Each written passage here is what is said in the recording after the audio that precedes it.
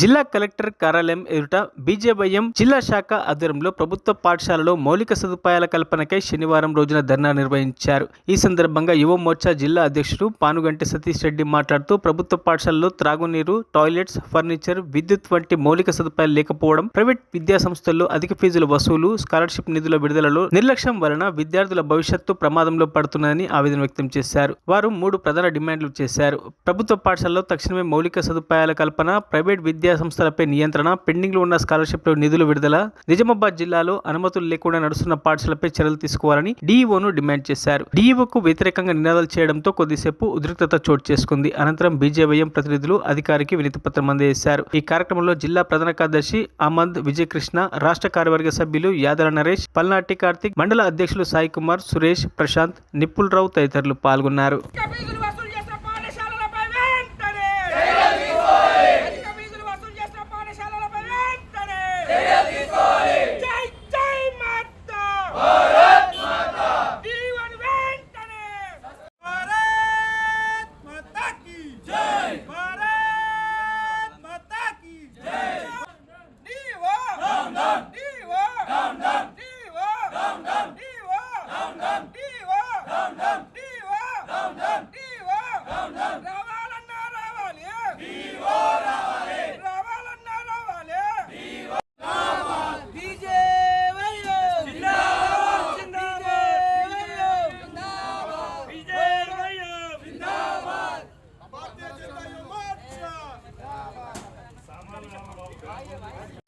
BJYM రాష్ట్ర శాఖ పిలుపు మేరకు ఈరోజు నిజామాబాద్ బీజేవైఎం జిల్లా శాఖ తరఫున డిఓ ఆఫీస్ ముట్టడి కార్యక్రమాన్ని చేపట్టడం జరిగింది.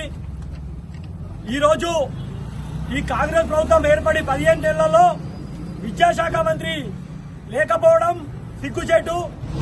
ఇవాళ ఈ కాంగ్రెస్ ప్రభుత్వం మద్యం మీద చూపుతున్న శ్రద్ధ విద్య మీద లేదు.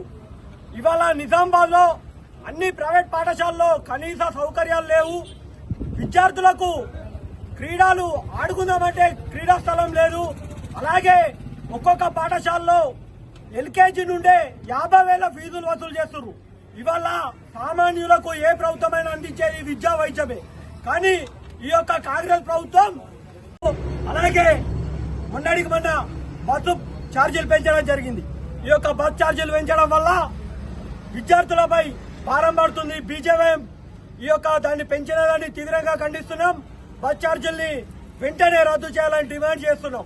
ఇప్పటికైనా ప్రభుత్వం విద్యపైన, విద్యార్థులపైన దృష్టి పెట్టి విద్యా వ్యవస్థని కాపాడాలి. వెంటనే విద్యాశాఖ మంత్రి నియమించాలని నిజామాబాద్ బీజేవైఎం తరఫున మేము డిమాండ్ చేస్తున్నాం. బీజేవైఎం భారత్ మాతా కీ జై. మరిన్ని అప్డేట్స్ కోసం మా ఛానల్ ని సబ్స్క్రైబ్ చేయండి.